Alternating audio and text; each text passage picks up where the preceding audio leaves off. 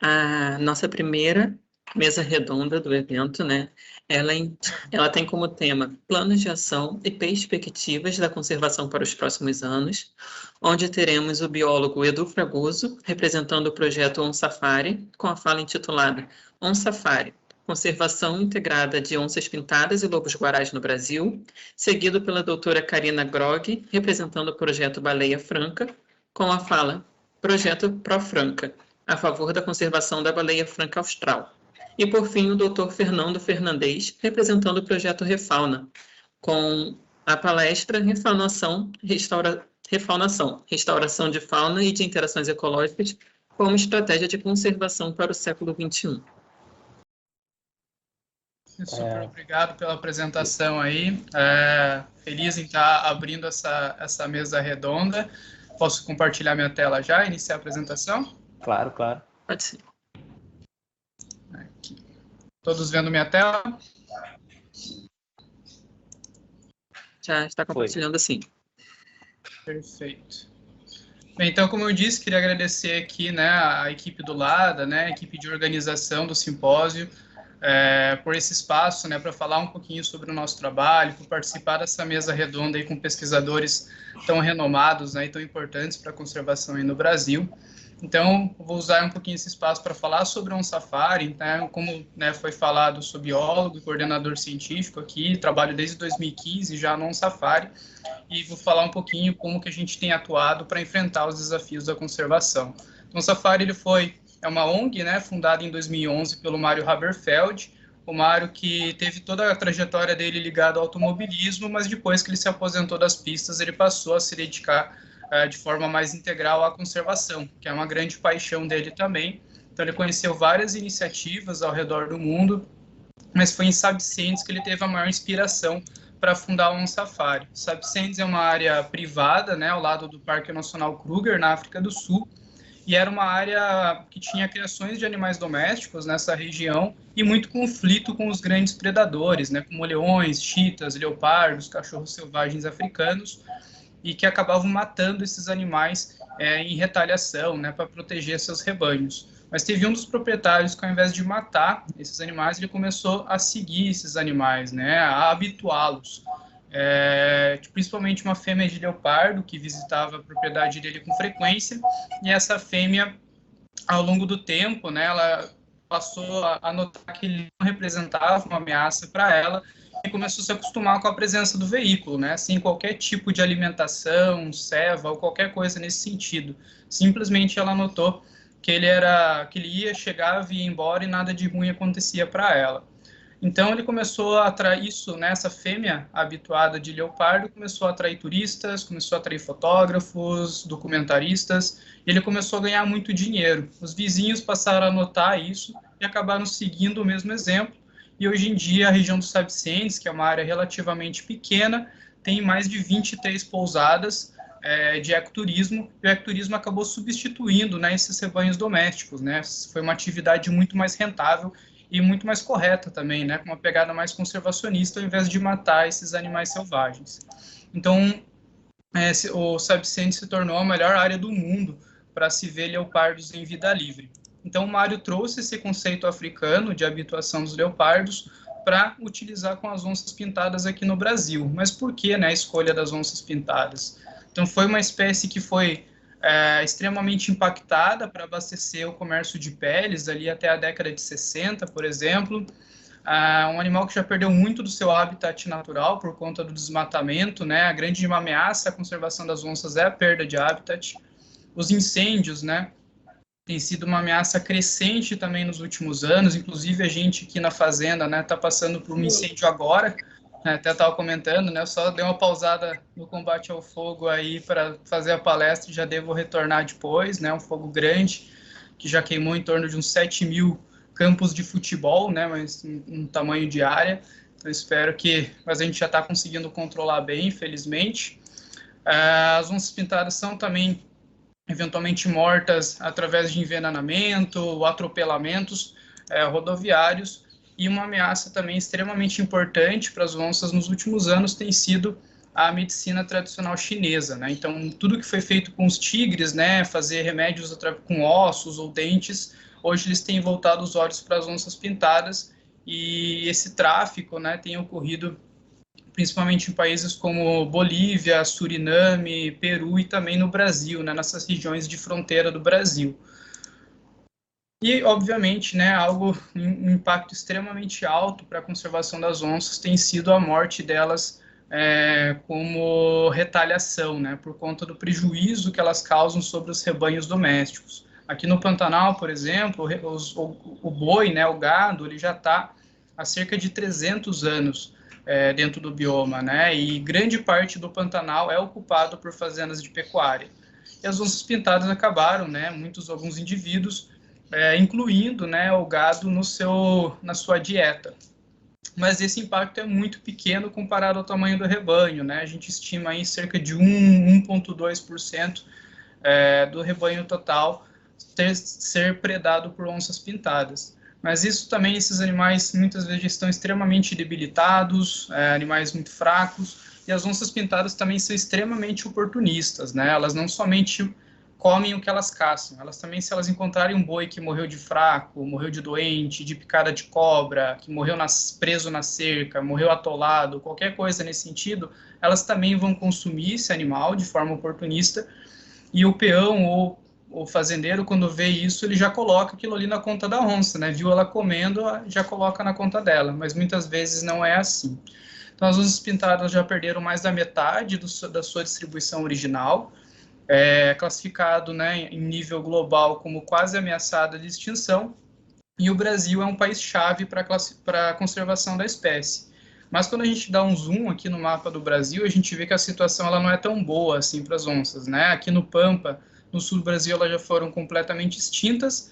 Na Mata Atlântica, ela tem populações extremamente fragmentadas, né, nesses verdinhos mais escuros, uma população um pouquinho melhor aqui na região de Foz do Iguaçu. Aqui na Caatinga, populações extremamente fragmentadas também, né, elas são criticamente ameaçadas de extinção aqui.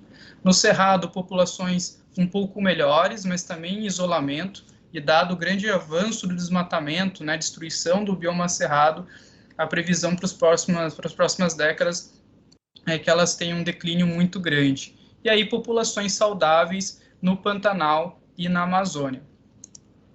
A onça pintada também foi eleita o símbolo da biodiversidade brasileira, e no dia 29 de novembro, né, se comemora o Dia Nacional e depois Internacional da Onça Pintada.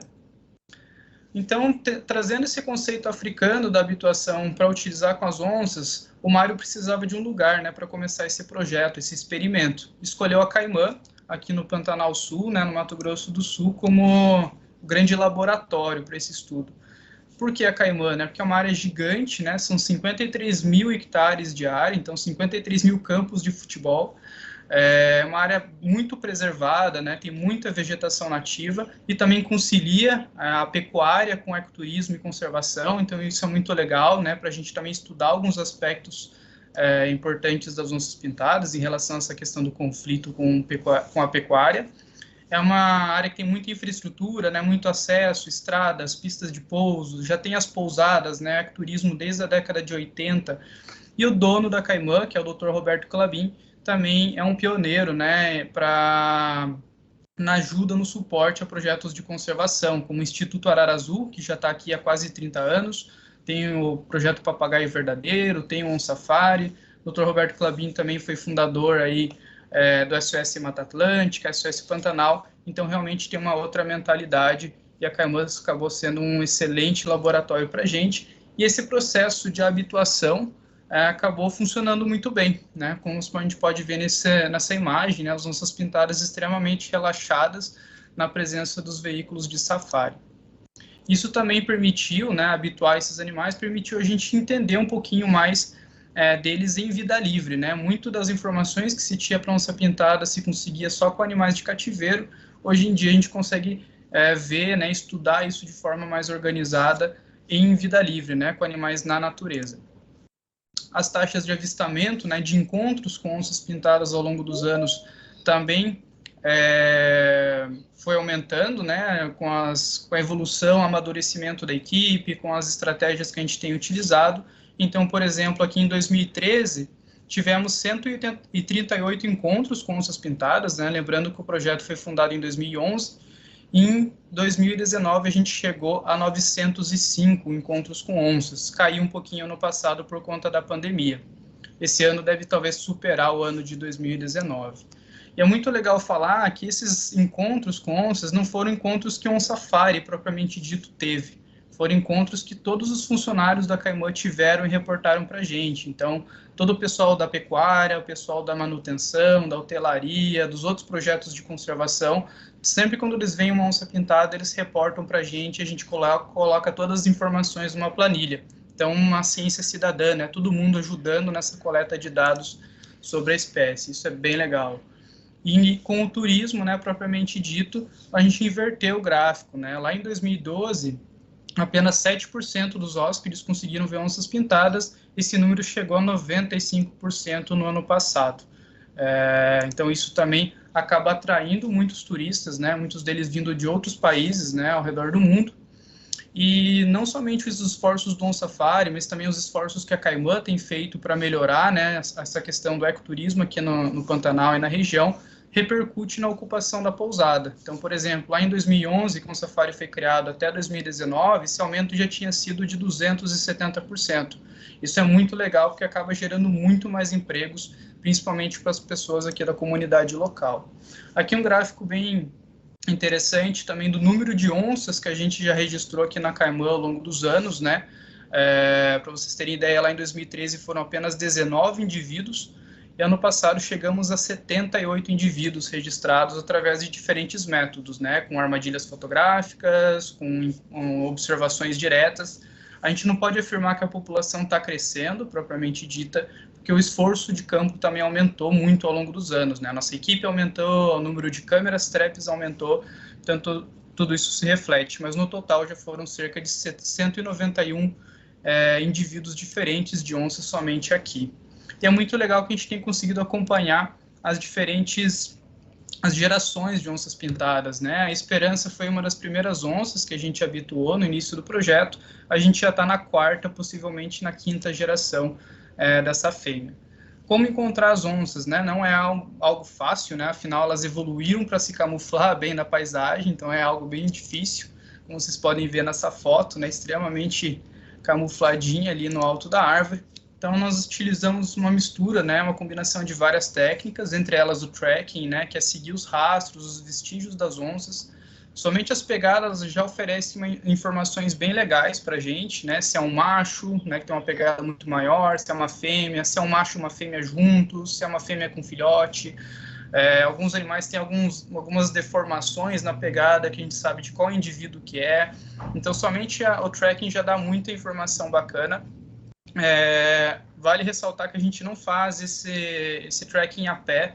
As onças elas não gostam da figura bípede, né, humana indo na direção delas, né, elas correm, isso assusta. Então a gente pega mais ou menos a direção das pegadas, volta para o carro e segue para o carro até encontrar. Aqui a pegada de lobo-guará também, né, que é outra espécie que a gente estuda, eu vou falar um pouquinho mais adiante. Encontro de carcaças, né, a gente também roda essa fazenda nas nossas áreas de estudo, procurando as concentrações de aves carniceiras, né, como urubus, por exemplo, que pode ser indicativo de algum animal morto, predado ou não por onça. Se é uma carcaça, por exemplo, bovina, né, um boi morto, por mais que ele tenha sido predado ou não, a gente vai lá e coloca uma armadilha fotográfica, porque as onças também vão lá consumir de forma oportunista, a gente consegue levantar muita informação sobre isso. Armadilhamento fotográfico, né, a gente tem uma parceria bem legal com a Log Nature, com a Bushnell, né, com as câmeras traps, que funcionam 24 horas por dia, 7 dias por semana, né, são as nossas espiãs, e a gente programa elas para vídeo, e a gente consegue pegar vários registros legais, como esse daqui, né, esse aqui é um magrão, um macho que a gente monitora aqui na Caimã, com queixada, né, que ele tinha recém abatido, então, algo super legal também. A gente também faz capturas, né, para colocação dos colares de GPS. Colocamos uma armadilha chamada de laço, que é uma técnica mundialmente, né, usada para captura de grandes carnívoros, né, como leões, tigres, ursos. e é uma técnica extremamente segura também. E se o animal é grande o suficiente, se ele não vai crescer mais, se ele não vai mais alargar o pescoço, a gente coloca o colar GPS, que também é equipado com um dispositivo que depois de um tempo pré-programado, né, geralmente 1 ano e meio, ele desprende do pescoço do animal automaticamente, né, o drop-off. Aqui um exemplo, né, de captura com um laço, né, então o animal está vindo na trilha ali e ele pisou na armadilha e ficou preso. O laço, ele está conectado a um dispositivo que vai transmitir um sinal e vai comunicar a gente na base que o laço foi disparado. Então, assim que o laço é disparado, nossa equipe já se mobiliza o mais rápido possível para chegar até lá e fazer a anestesia do animal e toda a coleta de informações. E a colocação dos colares, né, os colares GPS, aqui a gente programa eles para pegar uma localização por hora do animal, permite conseguir informações extremamente importantes para a conservação das onças, né? O tamanho das áreas que elas utilizam, se elas utilizam mais campo, mais mata, e também situações como essa de localizar tocas, né? Uma informação que ainda não se conhece para onça pintada são as taxas de natalidade e mortalidade, né? Quantos filhotes de fato nascem, quantos morrem. Isso é bem importante para a gente planejar, né? Fazer esse plano de ação para a conservação da espécie a longo prazo. Então, essa aqui é a primeira toca de uma onça selvagem, né, registrada, documentada. Isso foi lá em 2013, né, uma ninhada de trigêmeos, que não é tão comum. E é mais legal ainda que os 3 sobreviveram até a idade adulta, né, o Ipe, a Savana e a Gaia. Então, os 3, a Gaia ainda está por aqui, a Gaia já é avó hoje em dia. A Savana ficou um tempo na região, depois dispersou, e o Ipe também, né? Todos os machos que nasceram aqui, todos eles dispersaram da nossa área de estudo. Então, o Ipe saiu fora. Então, o safari foi criado, né, muito com essa proposta do ecoturismo, mas somente o ecoturismo ele não bastava para a gente lidar com os desafios da conservação em longo prazo, né? Para a gente ser efetivo, para de fato proteger esses habitats, esses animais. Então, criamos outras 5 frentes de trabalho. Ainda dentro do ecoturismo, né, nosso primeiro passo para fora do Pantanal foi para o Cerrado, para trabalhar com outra espécie, né, com o lobo-guará, que é uma outra espécie icônica aí da nossa fauna, então tivemos que readaptar todas as nossas técnicas para estudar e habituar esse canídeo, né, que é o maior canídeo da África do Sul. A gente trabalha lá na Fazenda Trijunção, que fica na tríplice divisa de Minas, Goiás e Bahia, e o projeto lá fundado em 2018 tem sido muito bem sucedido, né? Tem tido muitos encontros com a espécie. Depois disso a gente expandiu para outros lugares, hoje em dia a gente já está em 4 dos 6 biomas brasileiros, então aqui no Cerrado, né, na Pousada Trijunção, como eu falei, na Mata Atlântica, no Velotitá, em Mogi Guaçu, e no Legado das Águas também, na Mata Atlântica, no Pantanal, né, a Caimã, que foi a pioneira, e ano passado começamos também no Refúgio da Ilha e na Santa Sofia, e lá na Amazônia, na Pousada Taimaçu.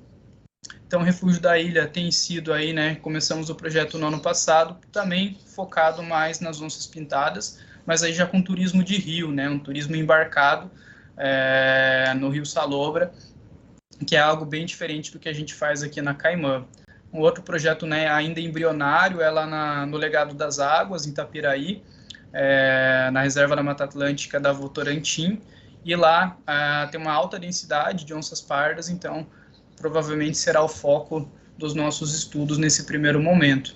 Aí um Safari Science, né, um Safari Ciência, que é a frente que eu coordeno hoje em dia. Então, sempre que a gente captura algum animal, seja uma onça, um lobo, uma onça parda, a gente vai coletar todas as informações possíveis, né? A gente vai extrair os parasitas, a gente vai coletar sangue, vai coletar pelo, vai tirar todas as medidas do animal, vai tirar batimento cardíaco, oxigenação, e tudo isso a gente vai gerando informações sobre as espécies que a gente tenta converter em conhecimento científico, né, através de capítulos de livro, periódicos, né, científicos. Aqui algumas das publicações que a gente teve ao longo desses anos, que a gente também tem progredido bem. Um Safari Educação, né, toda a questão de educação ambiental, as atividades que a gente faz aí com as crianças, nas escolas, palestras, né, como essa, né, esse espaço que a gente está tendo agora de divulgar um pouquinho do nosso trabalho palestras presenciais também em escolas, com funcionários, dentro e fora do Brasil, os livros que a gente já publicou também, os documentários que a gente já gravou aqui, inclusive esse da BBC, foi super bacana também, as atividades que a gente disponibiliza no nosso site voltados para o público infantil, livros, os eventos online, o Jaguar Parade, né, que foram essas estatuetas aqui, que foi a maior exposição de arte ao ar livre da história de São Paulo. Isso foi muito legal, e todo o dinheiro arrecadado com a venda dessas estatuetas foi destinado aos projetos de conservação que trabalham com onças pintadas. O evento que está tomando uma proporção enorme.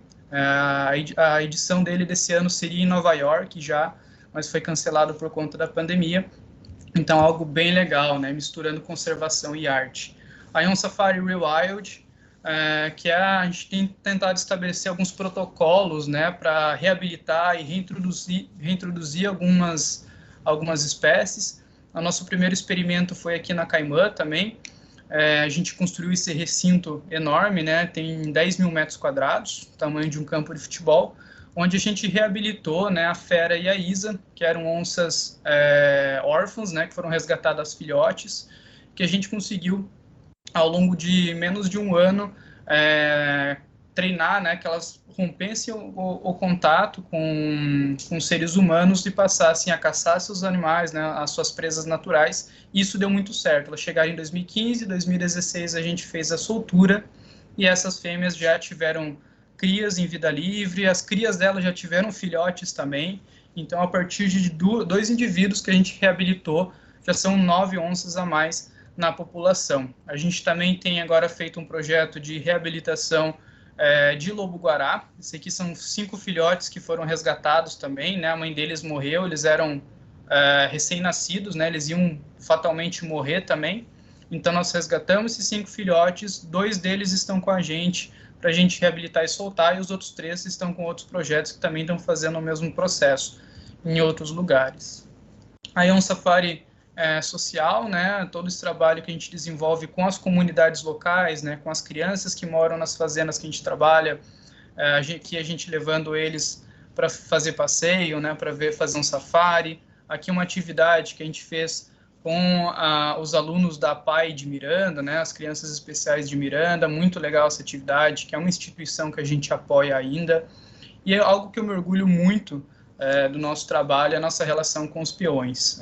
A gente sempre, né, os peões sempre viram onça pintada como uma inimiga, né, como uma vilã, por conta da predação ao gado, e hoje em dia os peões aqui da fazenda, num curto período de tempo, mudaram completamente a mentalidade. Hoje eles são os nossos grandes aliados em campo, e ficam muito felizes quando encontram as onças pintadas e dão nomes, e sempre são histórias muito legais aí para contar sobre as onças. Aqui nessa região do Pantanal, mais da metade da população tem descendência indígena, né? Então tem muitas aldeias aqui na região, e principalmente ano passado, esse ano, que tem sido anos extremamente complicados por conta da pandemia, a gente também tentou fazer a nossa parte, né, junto à Caimã e outros apoiadores, levando kits de proteção ao Covid, cestas básicas também nessas aldeias, fizemos essas placas, né, para evitar a transmissão do corona na língua nativa, né, na língua terena.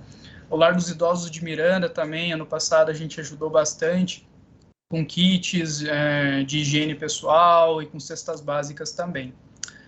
E algo muito legal do ecoturismo, né, quando você pensa no Pantanal, a pecuária é a maior força econômica do bioma, mas é um mundo dominado basicamente por homens, né, e são poucos, né, às vezes você tem um peão para cada 2.000 cabeças de gado, a cada 5.000 cabeças de gado.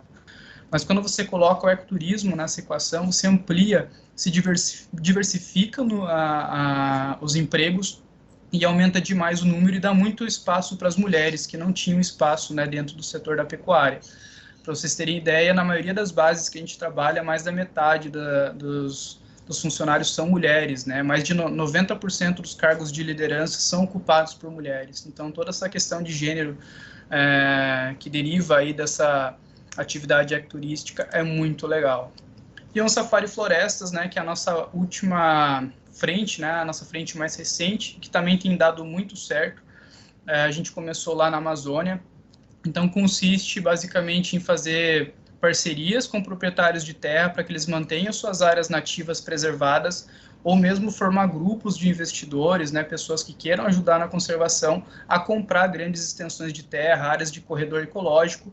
Na Amazônia, a gente está tentando criar um cinturão, né, para proteger contra o avanço do desmatamento, no arco do desmatamento.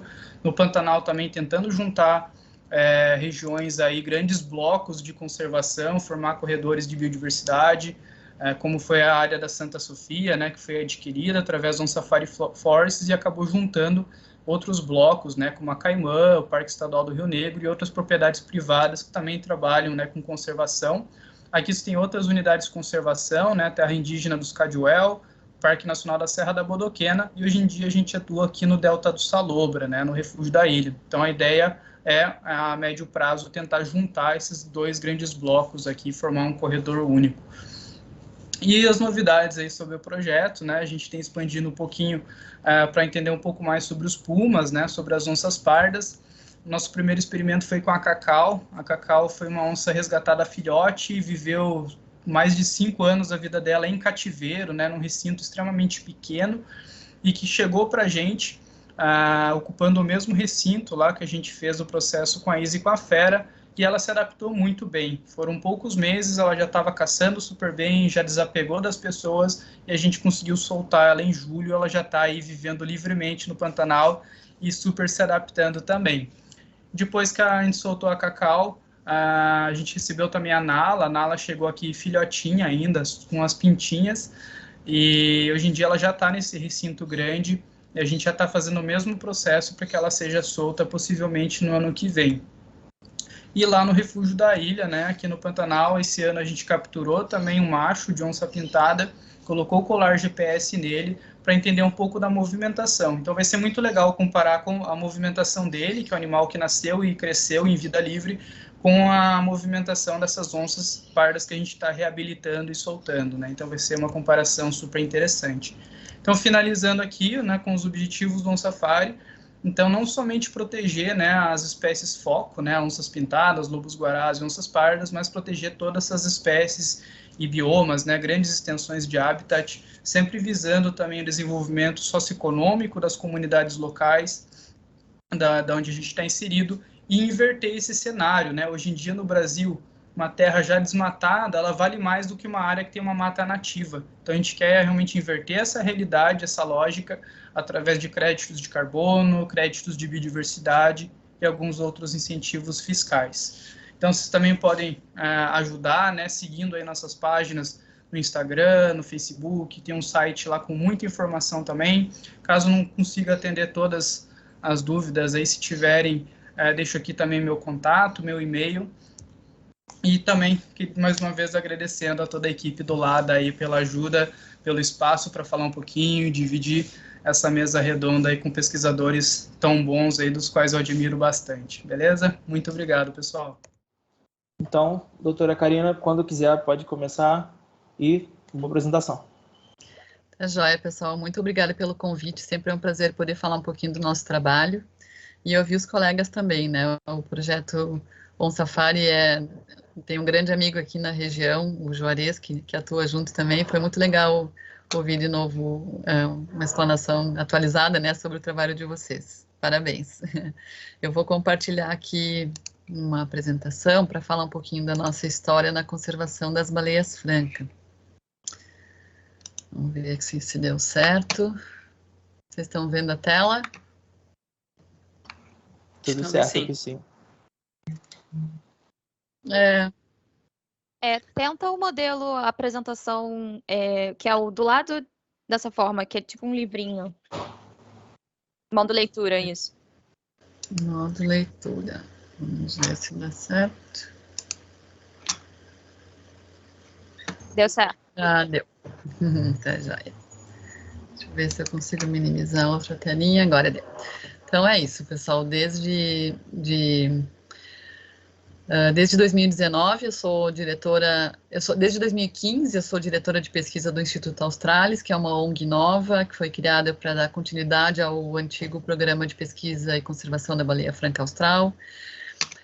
E, recentemente, nós conseguimos aprovar um patrocínio num edital público de seleção do programa Petrobras Socioambiental, e desde 2019, desde o final de 2019, a gente vem executando o que nós chamamos de Projeto Franca Austral, que é um projeto que foi criado para atuar a favor da baleia franca, a favor da conservação da baleia franca. Mas o nosso trabalho não vem de agora, né? Não começou no final de 2019, ele, na verdade, tem um histórico bastante amplo. A nossa missão hoje ainda é um pouco do que iniciou lá no início da década de 80, que é conservar a baleia franca através da pesquisa, sensibilização e ações, contribuindo para o desenvolvimento sustentável e para a formação de cidadãos ativos na valorização e na construção de uma sociedade equilibrada, através, atualmente, do ProFranca, como eu falei. Mas é um legado que a gente vem trazendo e dando continuidade do Programa de Pesquisa e Conservação da Baleia Franca Austral, iniciado lá em 1982, quando as baleias francas começaram a retornar aqui para a costa brasileira, depois de terem sido quase exterminadas pela caça. As baleias francas enfrentam ainda um problema, enfrentaram durante muito tempo, durante quase 4 séculos, um problema enorme de conservação através da caça comercial e artesanal realizada aqui no sul do Brasil por quase 400 anos, como eu falei. E era uma caça totalmente descontrolada, né? A caça era realizada para extração de óleo a partir da gordura dessas baleias. É uma das espécies, uma das maiores baleias, mais pesadas, com uma maior camada de gordura em proporção ao corpo. A gordura das baleias francas atinge no indivíduo adulto, o adulto pode chegar até, que em média atualmente as baleias em média têm 15 metros de comprimento, as francas que vêm aqui para o Brasil, mas antigamente chegavam até 18 metros de comprimento, e a camada de gordura até 40 centímetros de espessura. Então, essa gordura era utilizada para iluminação. Eles derretiam essa gordura e faziam um óleo que era utilizado para alimentar os lampiões, que iluminavam as cidades costeiras aqui no Brasil antigamente. Então, a caça se tornou em desuso com o surgimento da energia elétrica, né, e isso fez com que fosse diminuindo o interesse, ainda que durante muitos anos mais recentes, aí antes do fim da caça, as baleias eram caçadas para utilizar o óleo como amaciante de couro.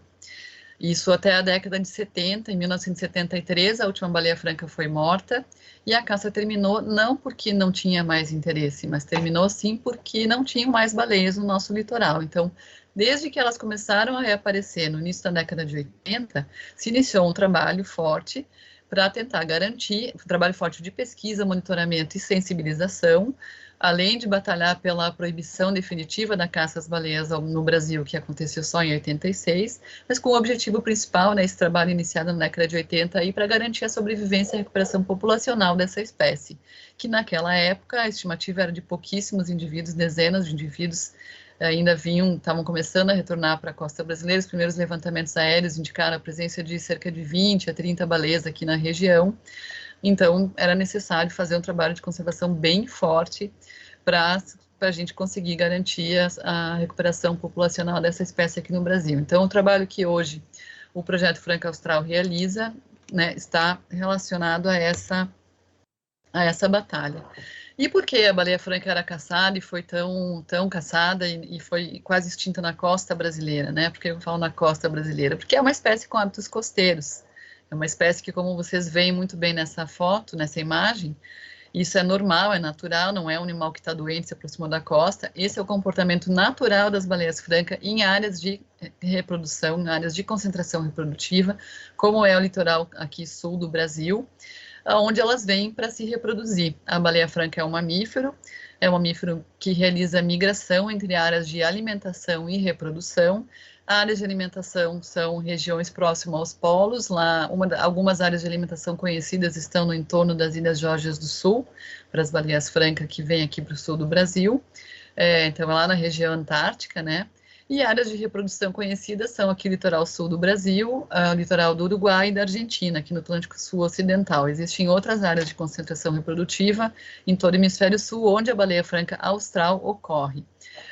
Mas as populações das outras regiões não se misturam com essa que frequenta aqui o sul do Brasil, a costa, o Atlântico Sul Ocidental, tanto o Brasil quanto Uruguai e Argentina. A nossa população tem relação com a Argentina e com o Uruguai, mas não tem com as outras áreas. Então, nós temos aqui um desafio gigante, dado naturalmente pelo hábito natural dessa espécie, que é frequentar a costa, ou seja, elas frequentam uma região que está em desenvolvimento, um litoral bastante ocupado, né, que tem uma interação antrópica, a presença do homem é constante, e inclusive nos esportes aquáticos, onde eu costumo brincar que a baleia franca, ela disputa a onda com surfistas, e essa imagem aí nos mostra muito bem por quê, né? Esse é o hábito natural dessa espécie. Elas ficam aqui na região durante esse período reprodutivo, na zona de arrebentação das ondas, na mesma região onde os surfistas ficam esperando para surfar.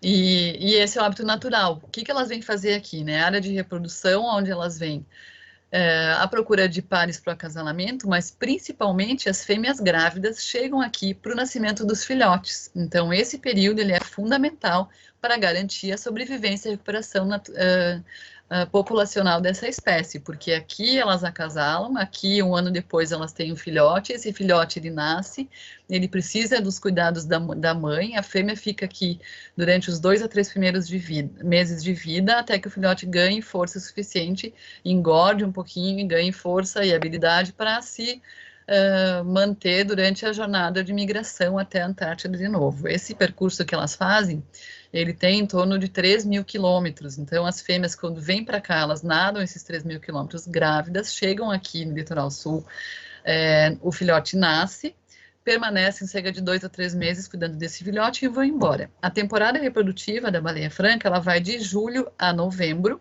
A gente tem um pico de ocorrência em setembro, que é onde a gente tem maior número de baleias francas aqui na região. As primeiras baleias que chegam, elas vão chegando lá no início de julho.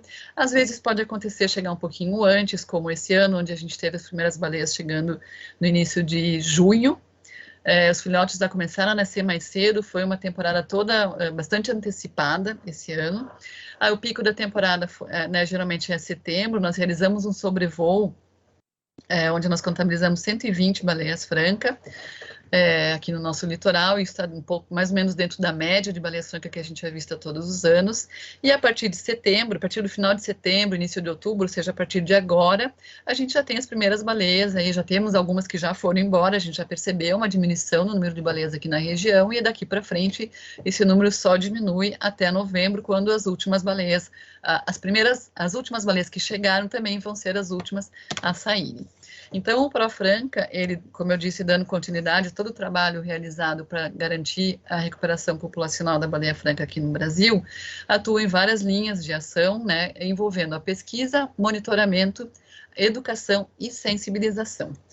Dentro da pesquisa, nós temos aqui, como eu falei, a ocorrência de pares de mãe e filhote, né? Na verdade, como eu disse, as fêmeas grávidas que vêm para o nascimento dos filhotes e ficam aí, como vocês estão vendo nessa imagem, e ficam aqui durante os primeiros 2 a 3 meses de vida do filhote. E aqui, sobre exemplificar, os grupos de adultos, que são baleias que muitas vezes estão à procura de pares receptivos, fêmeas e machos, fêmeas que já desmamaram o filhote. O filhote, depois que nasce, ele pode permanecer com a mãe até o primeiro ano de vida, aí desmama, segue a sua vida independente, a fêmea vai demorar um ano para se recuperar e poder acasalar de novo, tem um ano de gestação, para daí nascer o filhote, dar continuidade a esse ciclo, completando aí o intervalo de reprodução de 3 em 3 anos. Mas nesse intervalo, né, durante o período de reprodução, a gente tem a chance de ver aqui na região esses indivíduos adultos que se reúnem muitas vezes em grupos sociais, socializam até resultar num possível acasalamento, então dando a continuidade ao ciclo de vida da espécie. Ultimamente esse trabalho tem sido a gente tem tido uma ocorrência menor de baleias adultas e maior de fêmeas grávidas que chegam para o nascimento dos filhotes. Então, dentro das linhas de pesquisa, uma delas é o monitoramento embarcado, que a gente conseguiu iniciar o ano passado, em 2020, graças ao patrocínio da Petrobras ao ProFranca, onde foi possível adquirir uma embarcação para realizar essas saídas embarcadas e coletar amostras de pele através de biópsias dos animais em vida livre, como vocês podem ver nessa imagem. E através dessas biópsias, dessas amostras de pele, a gente tentar inferir quais são as possíveis áreas de alimentação das baleias francas. A gente tem indicativos, né, de alimentação lá nas Geórgias do Sul, mas a gente não sabe exatamente que áreas as baleias francas que vêm aqui para o Brasil utilizam, e a gente já sabe que a alimentação influencia a disponibilidade de alimento e influencia na vinda das baleias para cá se reproduzir. Se a baleia está bem alimentada, ela tem condição de engravidar e ela tem condição de gerar um filhote. Se ela não está bem alimentada, é possível que ela não tenha condição de engravidar e menos baleias vêm para cá para o nascimento dos filhotes, porque elas não engravidam, adiam o intervalo reprodutivo, isso pode comprometer a recuperação populacional, porque amplia, né, o intervalo entre filhotes e diminui a produção de filhotes. Então, todos esses aspectos são fundamentais para a conservação dessa espécie, né, para a gente continuar aí atuando na recuperação populacional. Então, o monitoramento embarcado tem por objetivo isso, tentar elucidar aspectos relacionados às áreas de alimentação das baleias francas. A gente tem também, em função do hábito costeiro da espécie, o monitoramento de ponto fixo, que é o monitoramento ele é um monitoramento sistemático e quase diário que a gente consegue realizar aqui na região por causa desse hábito costeiro da espécie. Então, ele é feito com auxílio de estagiários, que são selecionados a cada ano para realizar um esforço de monitoramento bastante grande em 15 pontos de observação ao longo da costa aqui, na principal área de ocorrência da espécie.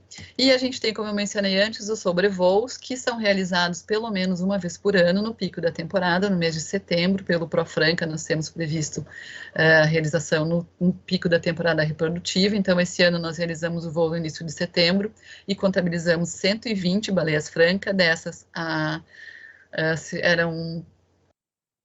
foram 60, na verdade, todas elas eram pares de mãe e filhote, ou seja, foram 60 mães acompanhadas de 60 filhotes, né, foi 100% das avistagens foram pares de mãe e filhote.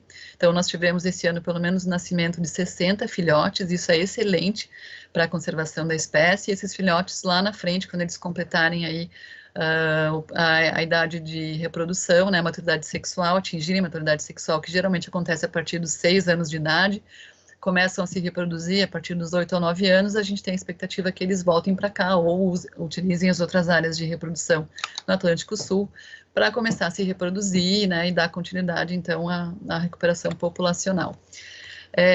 A gente faz esse trabalho através de sobrevoos para estimativas populacionais, porque a espécie, ela, além de fazer a contagem de uma área ampla, a gente sobrevoa cerca de 400 quilômetros de costa, e isso a gente consegue realizar em no máximo 2 dias, dependendo da quantidade de baleias, mas também porque as baleias francas têm uma característica que é a presença de calosidades na cabeça. Então, a cada avistagem de baleia franca, a gente fotografa, a gente sobrevoa os animais, faz um sobrevoo circulando ou um voo pairado sobre os animais para identificar direitinho a composição dos grupos, avaliar a presença de filhote ou não, e também para tirar fotografias da cabeça, porque, como eu disse, as baleias francas têm essa característica que são a presença de calosidades na cabeça que já nascem com o filhote, né? O filhote já nasce com o calos, que tem uma disposição e uma quantidade e um formato específico, que é único para cada indivíduo, formando uma espécie de impressão digital. Então, com isso, a gente consegue fazer o reconhecimento individual e acompanhar as baleias ao longo da sua vida. A gente tem baleias aqui que já são conhecidas há vários anos, já retornaram para cá diversas vezes. Esse ano, no sobrevoo em setembro, a gente avistou uma baleia que a gente chama de J-Dot, porque ela tem uma manchinha branca no dorso em formato, além das calosidades da cabeça, ela tem uma manchinha branca no dorso, uma cicatriz, no formato da letra J com um ponto. E aí ela, na verdade, foi foto-identificada pela primeira vez lá na Argentina, quando pesquisadores americanos descobriram a presença da espécie lá e começaram a pesquisar. Um trabalho maravilhoso o trabalho de mais longo prazo que existe de baleia franca aqui no Brasil, realizado pelo Instituto de Conservação de Baleias, que está dando continuidade a esse trabalho iniciado lá na década de 70. E a J-Dot foi foto-identificada lá e depois começou a ter filhotes aqui no Brasil. Então, por isso ficou esse nome aí em inglês que a gente chama ela. Então, a gente avistou essa baleia esse ano com filhote aqui em Santa Catarina, com o 7º filhote registrado aqui no sul do Brasil. Então, isso nos permite realizar estimativas populacionais. Hoje, a população de baleias francas aqui no Brasil está estimada em cerca de 550 fêmeas que se reproduzem regularmente aqui no nosso litoral. Em função da gente não ter uma grande revistagem de indivíduos machos, a gente não consegue estimar a população de machos que vem aqui para o Brasil, mas pelo menos a gente consegue ter essa estimativa das fêmeas maduras, né, fêmeas que vêm se reproduzindo regularmente aqui.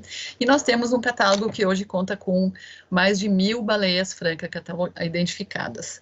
Esse catálogo iniciou a sua construção lá em 1987, quando foram realizados os primeiros sobrevoos de monitoramento da espécie, ainda pelo Programa de Pesquisa e Conservação da Baleia Franca, que antigamente era chamado de Projeto Baleia Franca, e hoje o ProFranca, o Projeto Franca Austral, está dando continuidade. Então, a gente começou a construir esse catálogo, e hoje, então, a gente conta com mais de 1.000 baleias francas catalogadas, quase cerca de 40% dessas baleias já foram reavistadas pelo menos uma vez aqui de volta a Santa Catarina, e eu acho que 13% foram avistadas já na Argentina. Então, a gente tem, a última comparação, foram 124 baleias catalogadas aqui no Brasil que foram avistadas pelo menos uma vez, já foram fotoidentificadas também lá na Argentina. Então, além de todo esforço de conservação que a gente tem que realizar aqui no Brasil, elas também utilizam outras áreas, então esse trabalho tem que ser conjunto a nível internacional, né? Então, dentro desses esforços de conservação, com base nos sobrevoos que são realizados desde 1987, lá no final da década de 1990, nós propusemos a criação da Área de Proteção Ambiental da Baleia Franca, né? Foi uma das principais ações de conservação que nós conseguimos realizar em prol da conservação da baleia franca aqui no sul do Brasil. Essa área foi criada, foi adotada pelo governo federal, né, e implementada em 14 de setembro de 2000, então esse ano a APA da Baleia Franca completou 21 anos de existência.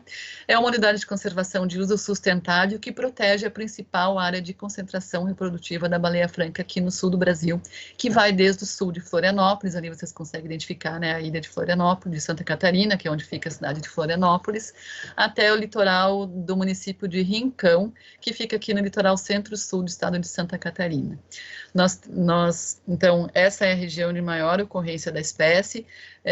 Se vocês prestarem atenção ali, aquela areazinha marcada mais em vermelho, né? Esse é o mapa, essas manchas de amarelo até vermelho são um mapa de densidade das baleias com base nos sobrevoos realizados no pico da temporada no mês de setembro. Então, a parte vermelha é onde a gente tem uma maior densidade de ocorrência da espécie, e as áreas mais clarinhas, né, onde a gente tem menor densidade no pico da temporada. Então, a gente pode perceber que a região quase centro-norte ali de Imbituba é da APA da Baleia Franca, onde ficam os municípios de Imbituba e Garopaba, são principalmente entre Imbituba e Garopaba, mas aquela área específica é a praia da Ribanceira e Ibidaquera. Ela consiste na maior área de permanência e de ocorrência das baleias francas aqui no nosso litoral, uma área importantíssima para essa espécie. Nessa região, justamente no município de Imbituba, nós temos um porto, né, o Porto de Imbituba,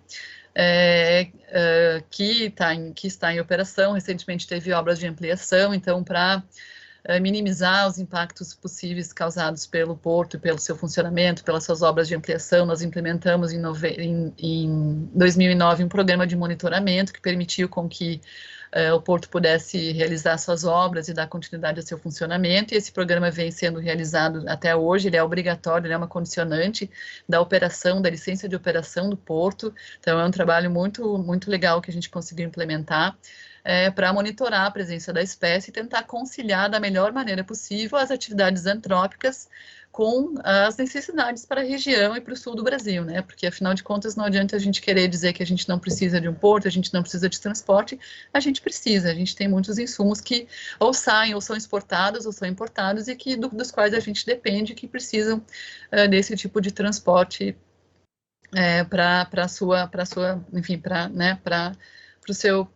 movimentar a economia aqui da região. Então, a região precisa também ter essa economia ativa, e é um grande desafio nosso como biólogos, como pesquisadores, como atuantes na conservação de espécies ameaçadas, conseguir identificar onde é possível a gente identificar formas de conciliar as atividades antrópicas com a presença de espécies costeiras, ou espécies que às vezes habitam áreas mais urbanizadas, né?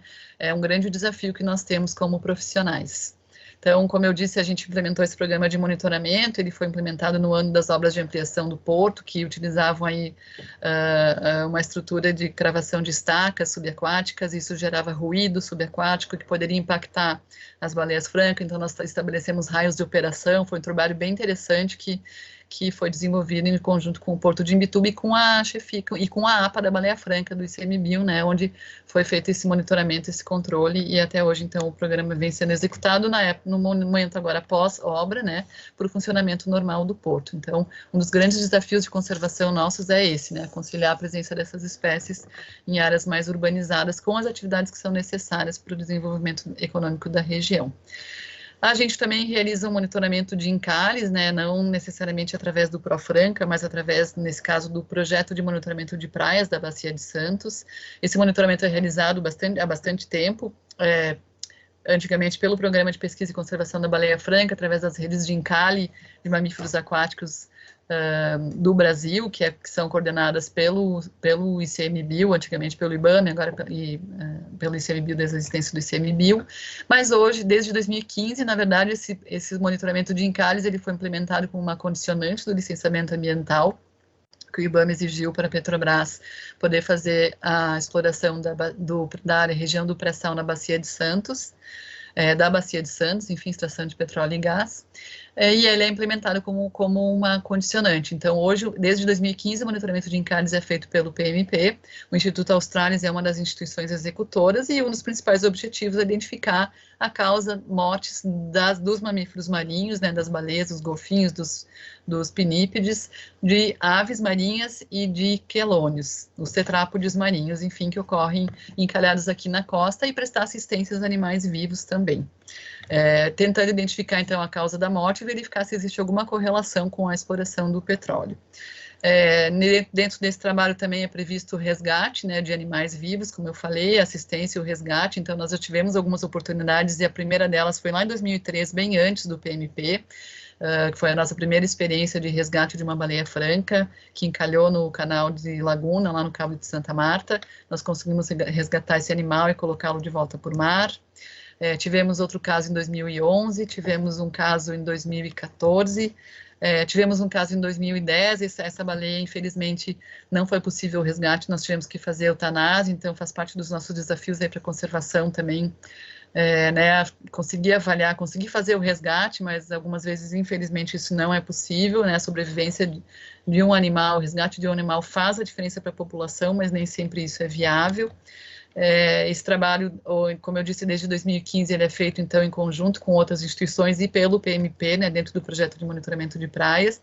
E nós temos um outro grande desafio, que é conciliar a presença das baleias com as atividades de pesca, né? As baleias estão no ambiente aquático aí, aqui na região a gente tem uma incidência da atividade pesqueira bastante importante, de pesca artesanal, perto da costa, que é o local onde as baleias francas estão.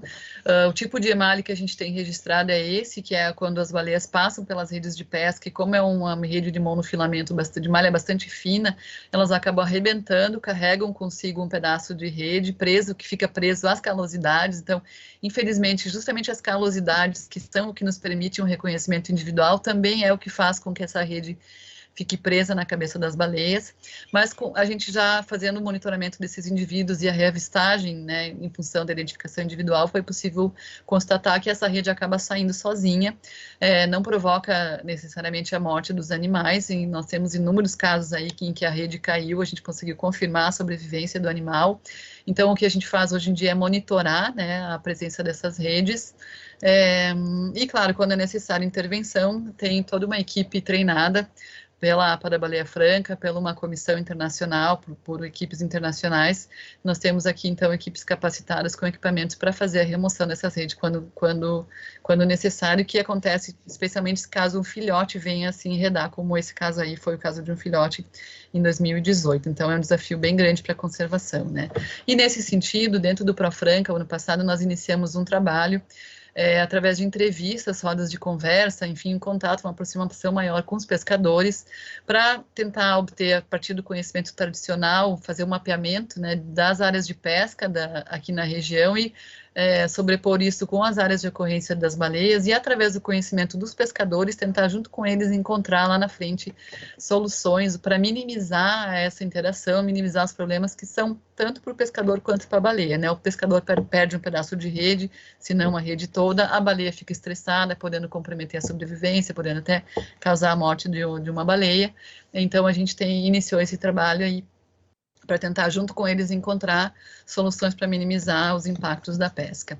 A gente leva todo esse trabalho de geração de dados, de pesquisa realizado, né, em fóruns internacionais, em congressos nacionais, em eventos. A gente realiza uma articulação bem grande com o governo brasileiro, né, inicialmente lá através da criação da APA da Baleia Franca, e vimos trabalhando contribuindo e atuando ativamente dentro dos planos de conservação, né, dos planos de ação nacionais, do Plano de Ação Nacional para a Conservação das Grandes Baleias. A gente é integrante, participou da construção, da elaboração do Plano de Ação e tem executado, através das nossas ações de pesquisa e monitoramento, ações que contemplam as ações dos planos de ação, e ainda a gente leva isso a nível internacional, né, em reuniões internacionais, compartilhando as informações, apresentando, ouvindo feedbacks, ouvindo sugestões, realizando parcerias para aprofundar e ampliar ainda mais o nosso trabalho e tentar, assim, atingir a nossa missão para a conservação dessa espécie, que ainda a baleia franca ainda ainda está ameaçada de extinção no Brasil. A população, como eu já falei, é bem pequena. Hoje, a gente não tem uma estimativa total da população no Brasil, mas se a gente considerar o hemisfério sul inteiro, todas as populações, todas as áreas onde existem baleias francas, o número total representa, talvez chegue, com a atualização que está sendo feita agora, talvez chegue a 20% do que existia, da quantidade de baleias que existiam antes da caça, há 400 anos atrás. Então, nós estamos muito longe de atingir os números, né, que tirem a baleia franca da lista de espécies ameaçadas de extinção, especialmente aqui no Brasil. Né, hoje a gente está com um número bem reduzido de animais, mas a boa notícia é que a população está crescendo, né, a gente tem uma taxa de recuperação de 4,8% ao ano. Essa taxa foi atualizada com dados até 2019, é a estimativa mais recente que nós temos.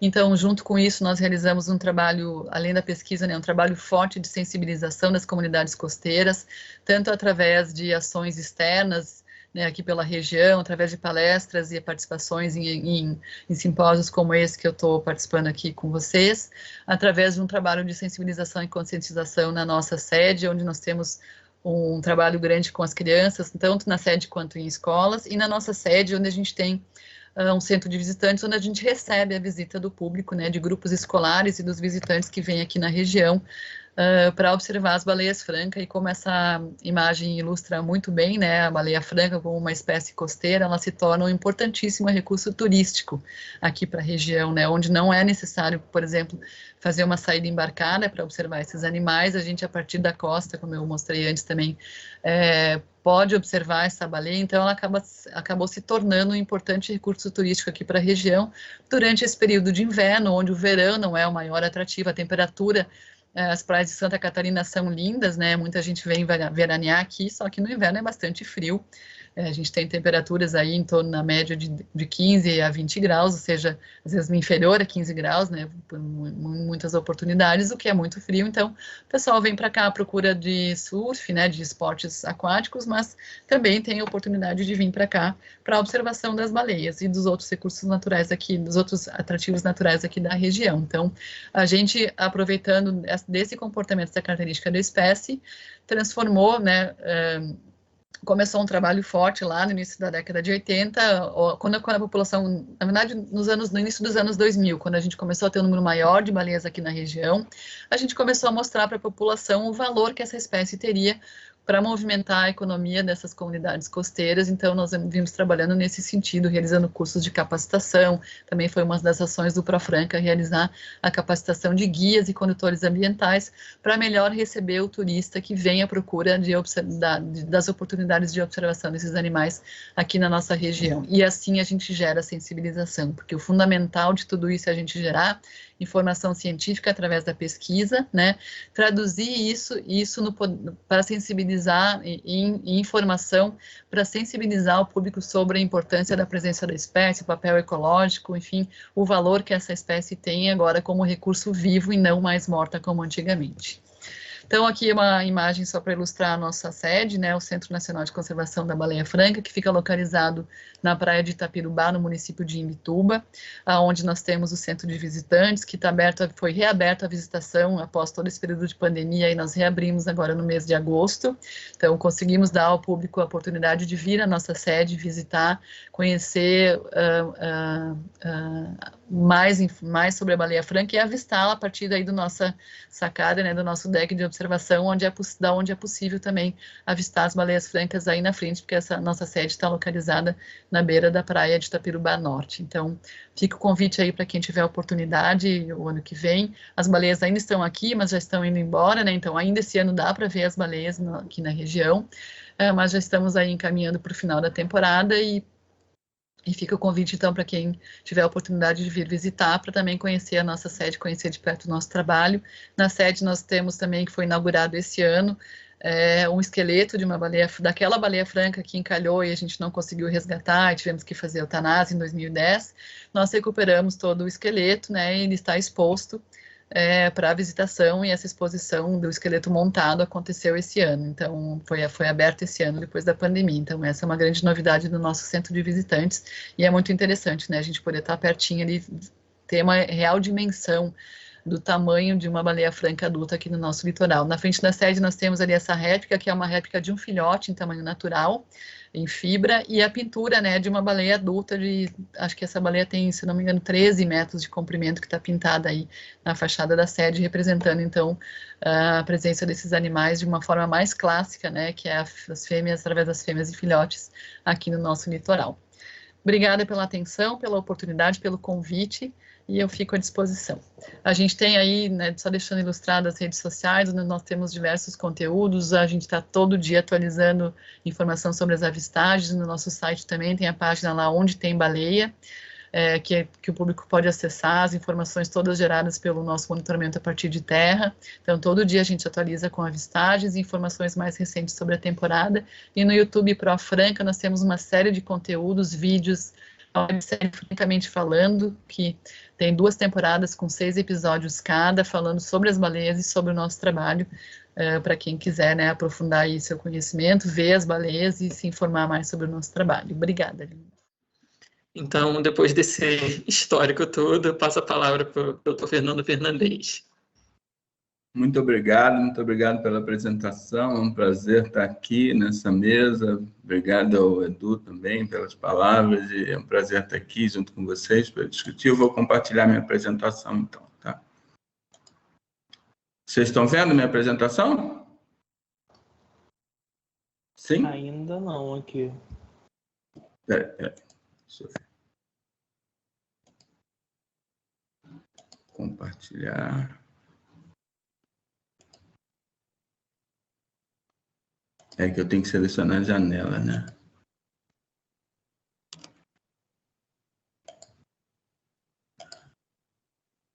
Apareceu, depois subiu.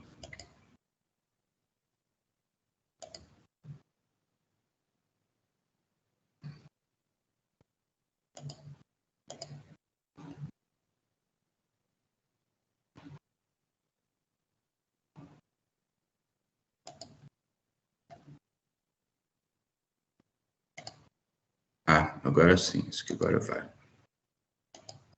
Estão vendo agora? Agora apareceu. Agora foi. Tudo certo, boa apresentação aí. Beleza, então vamos lá. Então, queria falar hoje sobre refaunação, restauração de faunas e de interações ecológicas como estratégia de conservação para o século XXI. E para começar, então, queria citar um autor que eu gosto muito. Montenegro, 1980. Se hoje você não estranha a crueza dos lagos sem peixe, da rua vazia, te peço desculpas, me abraça, meu filho, não sei se eu tentei tanto quanto eu podia. Beleza? Bom, vamos lá. Então, eu queria começar falando um pouquinho da floresta vazia. Né? A gente vê muitas vezes florestas na Amazônia, em alguns lugares aqui na Mata Atlântica, imagens de satélites, coisa e tal, e a gente tem a expectativa, naturalmente, que essas florestas estão cheias de bicho dentro. Infelizmente, essa, hoje em dia, é uma expectativa cada vez mais ingênua. A grande maioria das florestas tropicais do mundo hoje em dia são florestas vazias. São florestas que já foram esvaziadas de todos os seus bichos grandes, desses que aparecem aí nas imagens, queixadas, catetos, antras, araras, muriquis e tantos outros bichos, pacas e tudo mais, porcos do mato, e pela caça, sobretudo pela caça de subsistência, pela fragmentação, por serem florestas pequenas demais. E quando você tem, então, uma floresta vazia, quando você perde os bichos, você também perde as interações ecológicas. E a assinatura da floresta vazia são os grandes frutos, as pilhas de grandes frutos apodrecendo no chão. O que é um fruto? Muito tecnicamente, um fruto é o suborno que uma planta paga a um animal para dispersar sua semente.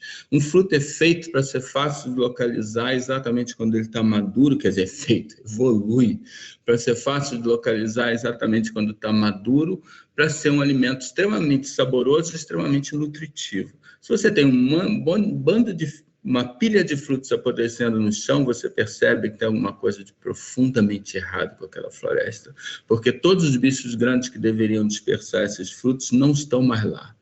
Então, a gente anda pela Mata Atlântica sem ver bicho nenhum, a gente acha que isso é natural. Natural chonga de Pitibiriba. Uma Mata Atlântica sem ver bichos é profundamente antinatural, porque nós acabamos com todos os bichos que tinha ali. Tá? E quando você perde, então, as interações ecológicas por esse processo foi chamado mais tecnicamente de defaunação, ou defaunação tropical, por Rodolfo Dias e colaboradores, em 2014.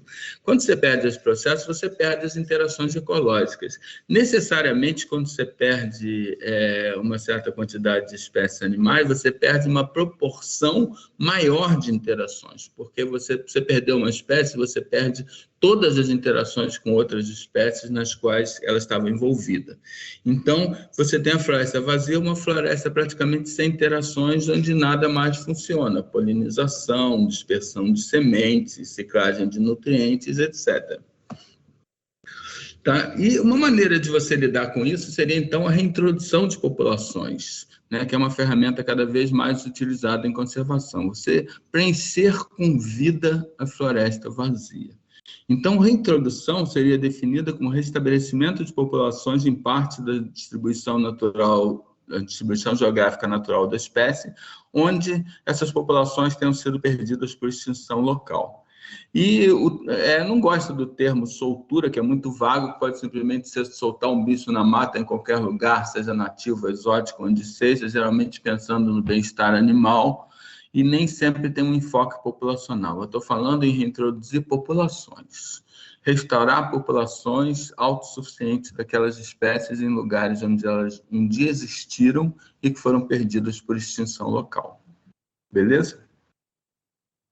Então, em 2010, meu ex-aluno, né, de doutorado, Luiz Gustavo Oliveira Santos, atual professor da FMS, e eu publicamos um artigo na Conservation Biology que chamou-se Pleistocene Rewilding, Resselvageamento do Pleistoceno, Ecossistemas Frankenstein, uma agenda alternativa de conservação. Pleistocene Rewilding eu não vou discutir aqui, mas era uma ideia megalomaníaca de reconstruir a fauna extinta no Pleistoceno da América do Norte, introduzindo grandes animais vindos de todos os continentes. E Gustavo e eu criticamos que isso, em termos evolutivos, com um monte de espécies que não coevoluíram juntas, não nativas, seria uma maluquice, criaria ecossistemas Frankenstein não funcionais. E a gente escreveu essa crítica e eu falei para o Gustavo, Gustavo, a gente não pode só escrever o artigo só metendo malho no Pleistocene Rewilding, a gente devia propor uma alternativa. E o que a gente pode propor como alternativa? E a alternativa que a gente propôs, então, foi a refaunação. E a refaunação, o artigo meu do Gustavo é bastante bem citado, esse aí é o Gustavo, né, Oliveira Santos, e o artigo da gente é bastante bem citado e a ideia tornou-se bastante conhecida, teve até música, né, Refaunation, Refaunation. E nós, então, esclarecemos o que a gente queria dizer exatamente por refaunação. Né, diferenciando, inclusive, da ideia sempre de reintrodução ou da de rewilding, que pode ser com bichos exóticos e tudo mais. Então, por refaunação, nós queremos dizer a restauração de faunas inteiras, não através da reintrodução de espécies únicas, mas através da reintrodução de conjuntos de espécies nativas para ecossistemas dos quais elas tenham sido extirpadas. Então, introdução de conjuntos de espécies nativas para ecossistemas dos quais elas tenham sido extirpadas. Beleza? E você fazendo, então, você restaurando a fauna através de refaunação, né, você combatendo a defaunação através da refaunação, você restaura interações ecológicas. Você bota de novo os bichos, né, e as plantas têm uma vida mais longa, e geralmente as plantas com que esses bichos interagiam ainda estão lá. Então, você bota os bichos de volta, você restaura a dispersão de sementes, você restaura a polinização, você pode restaurar a ciclagem de nutrientes. Então, você revertendo a defaunação, você também restaura as interações ecológicas da tua área. Essas figuras são do trabalho de Carolina Bello e colaboradores de 2015, beleza? Bom, agora, e em 2017, Mauro Galete, Alexandra Pires, Pedro Brancaleon e eu apontamos algumas espécies que seriam candidatas a serem utilizadas em projetos de refaunação na Mata Atlântica. Então, seriam espécies que seriam importantes para recompor processos ecológicos básicos que tivessem sido perdidos nos ecossistemas, que tenham estoques em cativeiro para serem reintroduzidos e que tenham um baixo potencial de conflito com os humanos. E inclui, entre outras espécies como essas, jacutingas, araçaris, jabutis, cutias, antas, catetos, etc.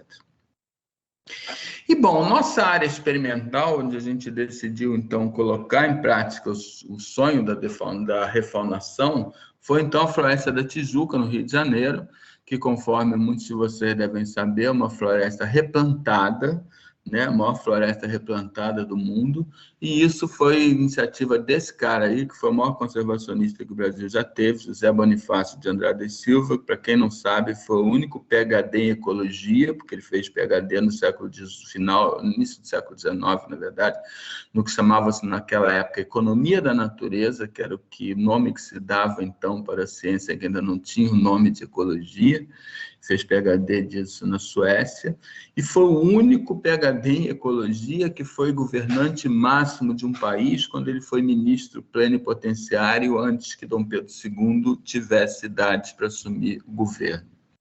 E ele, então, teve a ideia de 7 florestas protetoras para proteger a qualidade do fornecimento de água para as 7 maiores cidades do Brasil. Apenas uma saiu do papel, que é a Floresta da Tijuca, que foi, então, replantada em meados do século XIX. E como uma floresta replantada, ela é muito pobre em fauna, uma típica floresta vazia, né?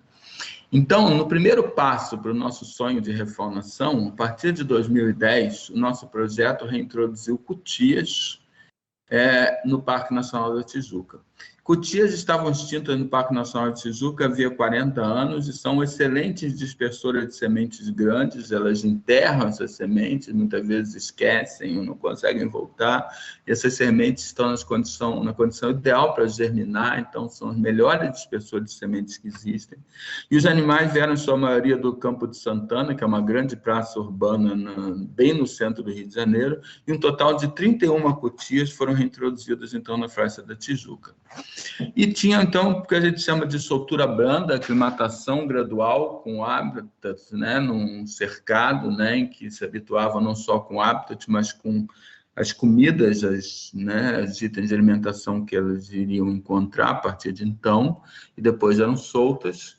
E a literatura de reintrodução normalmente tem 3 critérios para dizer que uma reintrodução foi bem sucedida em curto prazo. Primeiro, sobrevivência dos animais sem suplementação, sem necessidade de suplementação alimentar. Segundo, estabelecimento de área de vida, os animais não estão mais vagueando ao acaso no ambiente, mas estabeleceram suas áreas de vida. E a ocorrência de reprodução da natureza. Essa foto que vocês estão vendo é uma foto histórica. Porque essa foto mostra a primeira cutia nascida na Floresta da Tijuca depois de 40 anos. Mostrando, então, que nossa população já tinha reprodução na natureza. Nessa altura, todos os 3 critérios tinham sido alcançados, então a gente tinha uma reintrodução bem sucedida em curto prazo de cutias, né, na Floresta da Tijuca. E para o médio prazo, a gente viu o monitoramento, essa população introduzida monitorada, né, por sessões de captura, marcação, revistamento. Os animais são capturados com armadilhas de captura viva, marcados com colares, com brincos e pelo descolorido por marcação a frio. Então, com essa marcação, permite que a gente identifique os bichos individualmente a partir de amalhagem fotográfica. Claro, todos os bichos originais e muitos dos bichos recapturados depois tinham colares de radiotelemetria, né? Eram acompanhados por radiotelemetria também.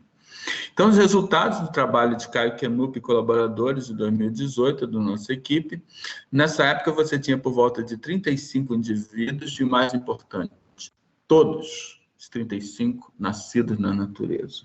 Ou seja, a gente está falando de uma população autossustentável. Isso era esperado, porque a cutia vive poucos anos, mas o fato de nenhum mais daqueles bichos de 2018 ter sido reintroduzido por nós, todos os 35 serem nascidos na natureza, mostra que nós tínhamos claramente conseguido reintroduzir uma população autossustentável de cutias. Então, continuando com o nosso sonho da refaunação, essa aí é a Luísa Genes, minha ex-aluna, que agora está em Stanford, na Califórnia. E a segunda espécie, então, foram os bugios, que a gente reintroduziu a partir de 2015. Então, por que os bugios? Bugios são grandes macacos que estavam extintos na Tijuca havia mais de 100 anos.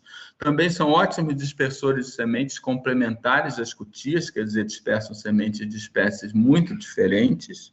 São principalmente folívoros, então, apesar de macacos grandes ter uma baixa necessidade de área, podem ser reintroduzidos em áreas relativamente pequenas, como a Tijuca, que tem 4.000 hectares. E são primatas dóceis, fáceis de trabalhar. O projeto dos bugios encontrou bastante dificuldade, é uma luta que até agora a gente não pode dizer que a gente tem ainda uma viável, né? Mas a gente tem 11 bugios já passaram pelo Parque Nacional Tijuca. Alguns deles se tornaram dependentes de mais pessoas, né? Acostumados a conviver com pessoas, passaram a pedir comida, mendigar comida em mesas de piquenique, tiveram que ser retirados, né? Já não faziam seus papéis ecológicos com uma população natural e estavam em risco de ser atropelados, etc.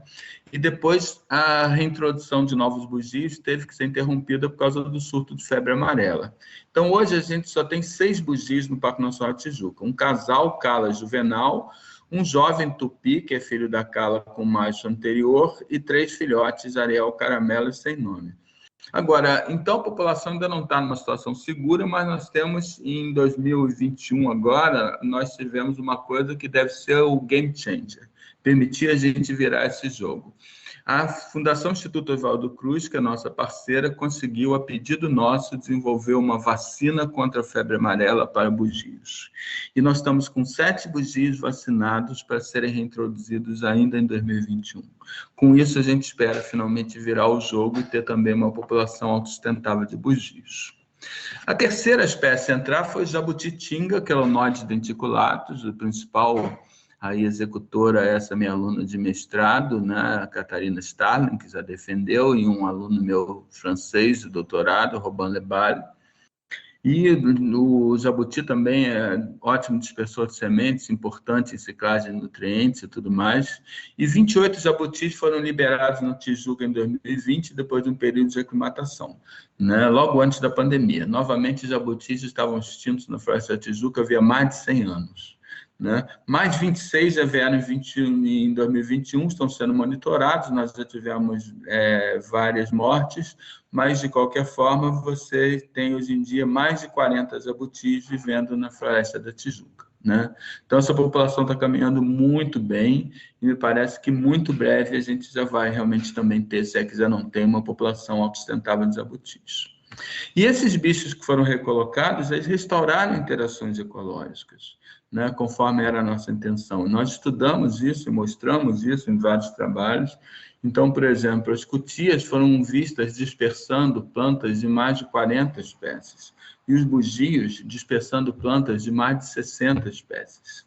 né? E nós tivemos sementes de pelo menos 2 árvores, a palmeira-eri e a cutieira Johannesia princeps, que não germinavam antes da reintrodução de cutia, tinham zero de germinação, uma floresta de mortos-vivos, que só tinha os adultos, começou de novo a haver germinação de plântulas dessas 2 espécies de árvores apenas nas áreas que você tem cutias, tá? Então, isso mostra que plantas que não estavam reproduzindo antes voltam a reproduzir com a reintrodução das cutias, tá?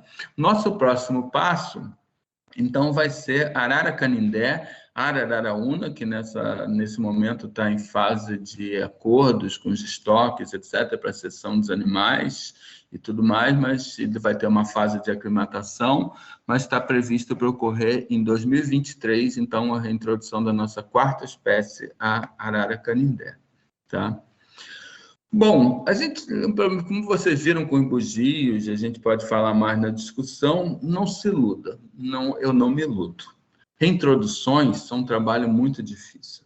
A gente sabe que reintroduções tem um monte de problemas de bichos acostumados demais a pessoas, problemas de doenças, né? Problemas de ameaça de caça, um monte de problemas. Então, reintrodução é um trabalho muito difícil e a refaunação, que depende de várias reintroduções, ainda tem a questão essa da sequência de entradas, reintroduções, etc. A reintrodução será também um trabalho muito difícil, mas é um trabalho que tem compensações maravilhosas. E aí eu queria mostrar para vocês um videozinho, muito curto, menos de 2 minutos, mas só muito rapidamente para mostrar para vocês.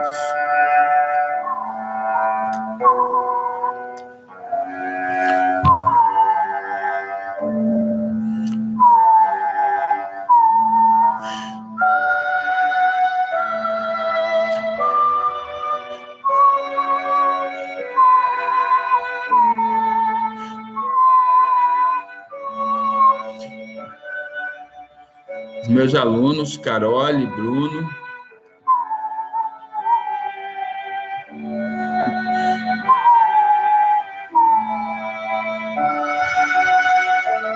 E a Ana indo abrir a porta da caixinha de soltura, de liberação dos bugios, né?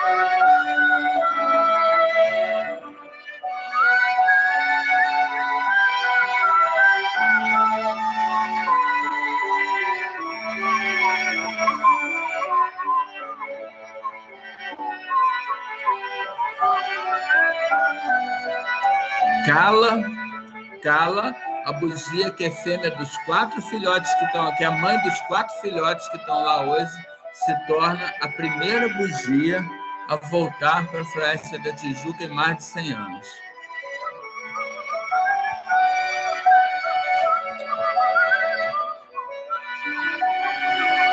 Estão vendo bem o colar de rádio?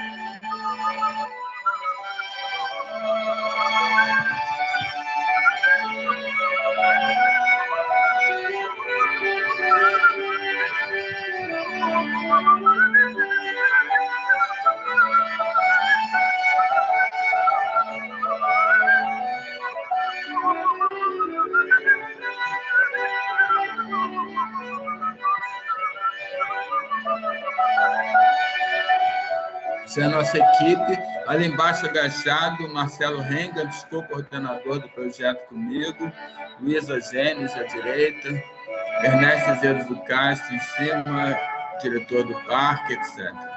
Beleza. Então, queria concluir dizendo, apesar de todas as dificuldades, a refaunação parece ser um sonho possível. Como tal, pode ajudar a trazer de volta a esperança da qual tanto precisamos. nos dando uma agenda positiva para a conservação do século XXI. Pode nos ajudar a sentir que, nesse momento tão crucial para o futuro do planeta, nós estamos, sim, fazendo tanto quanto nós podemos. Muito obrigado. Muito obrigado a você, professor. A palestra foi incrível, então obrigado por ela. Pronto, tudo certo. Vamos começar aqui com as perguntas agora. Também. A primeira pergunta é anônima e, pelo visto, não é para ninguém específico. Com as atividades dos projetos, vocês ainda sentem um aumento significativo... É do Plano Safari. Com as atividades do projeto, vocês ainda sentem um aumento significativo da população de onças, tendo em consideração que a área de atuação do projeto, que é conservada, pode em algum momento não ser mais suficiente? A região tem algum histórico de conflitos sobre a terra que poderia não viabilizar a expansão da área do projeto como uma perspectiva futura? Acho que uma excelente pergunta. O que a gente tem trabalhado bastante é formar parcerias, né? Tem um histórico de conflito muito intenso de perseguição às onças pintadas nessa região, né? Porque a pecuária é uma atividade muito forte, né? Presente em todas as fazendas vizinhas. Então, a gente está tentando integrar através de muito diálogo e através do Safari Florestas, juntar todos esses vizinhos, formar parcerias com eles e estabelecer critérios para participar de um grande grupo, para formar um grande corredor de biodiversidade, né? E dentre esses critérios, para participar desses grupos, e há interesse, sim, nessas fazendas, entra critérios relacionados à conservação, né? Tipo, não perseguir onças pintadas, não matar presas, né? Enfim, não ter caça dentro dessas áreas. Também tem critérios socioeconômicos, né? De dos funcionários terem boas condições de vida, né? Boas moradias, atendimentos. Então, tem várias coisas, né? Medidas de proteção aos rebanhos, né? É uma área que você vai ter conflito entre o gado e onça pintada. Então, medidas de proteção desses rebanhos, como cercas elétricas e outras estratégias. Então, eu acredito, sim, que a gente tem... com muito... Isso não é algo rápido, né? Não é imediato, mas acredito que nos próximos anos a gente vai sim sentir um aumento na população de onças estabelecendo essas parcerias. Acho que a caça tem diminuído bastante na região e acho que as perspectivas são bem positivas.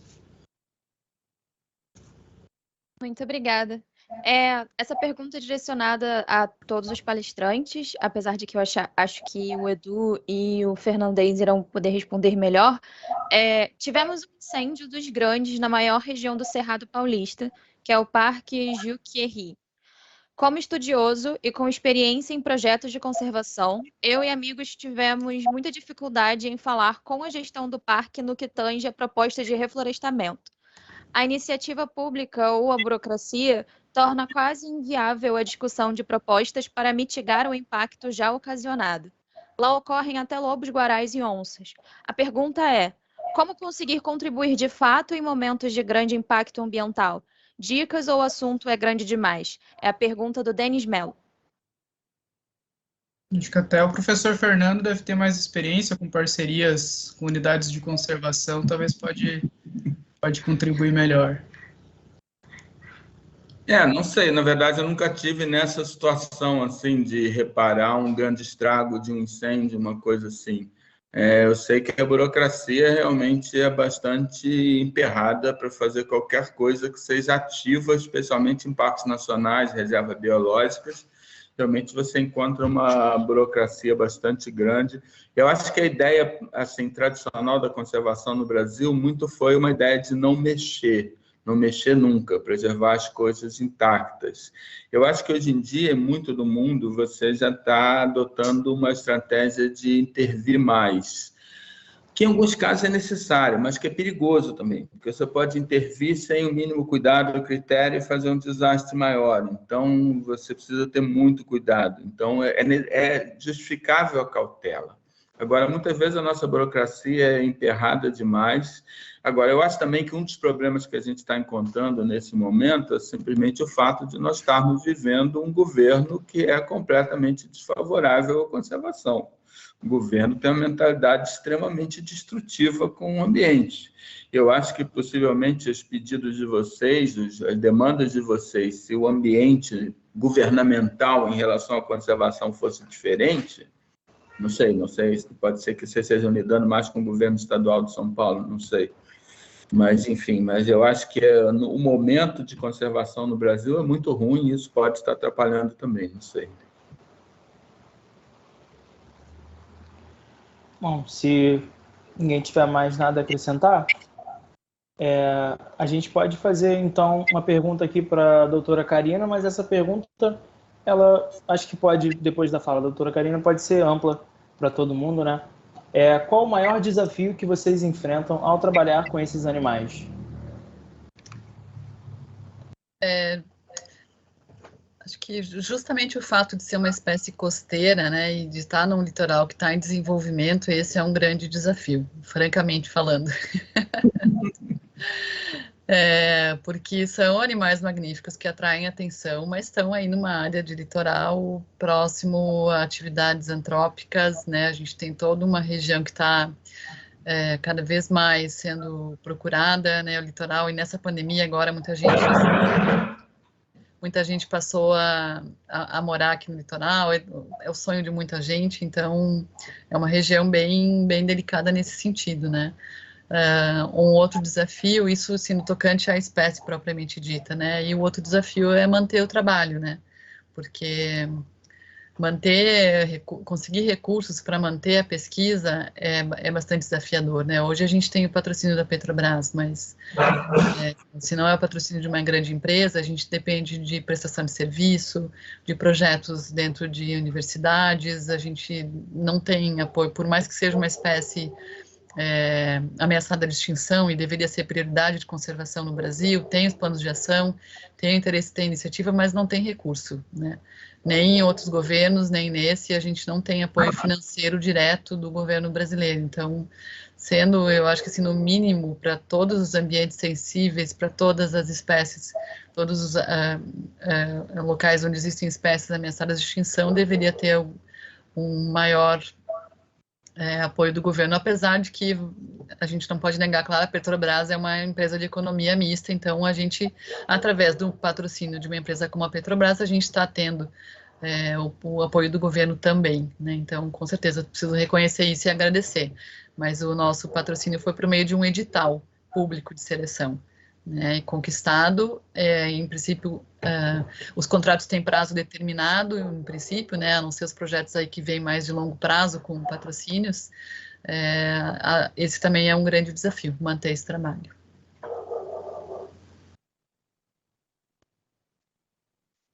Muito obrigada, Karina.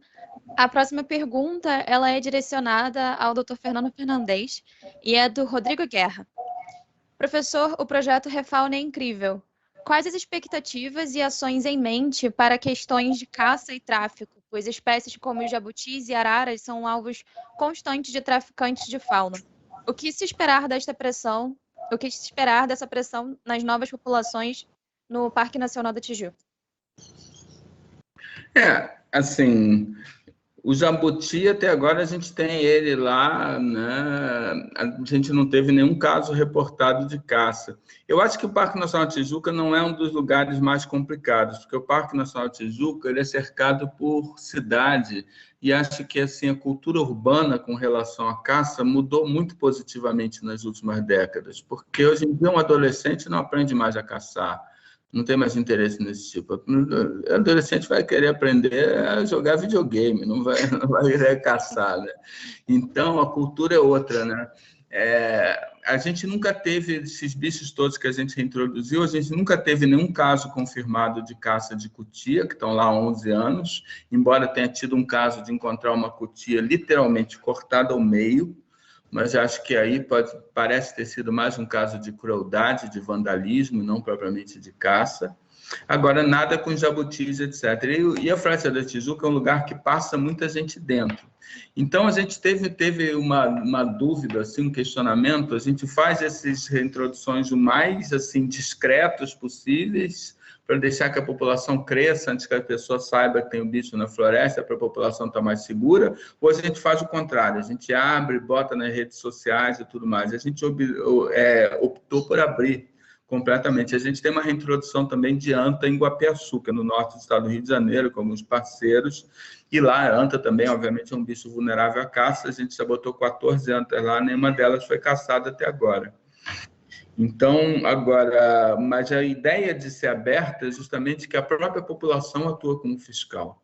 As próprias pessoas toda hora passam para a gente localizações dos bichos, fotos dos bichos, eu vi esse bicho aqui, eu vi esse bicho ali.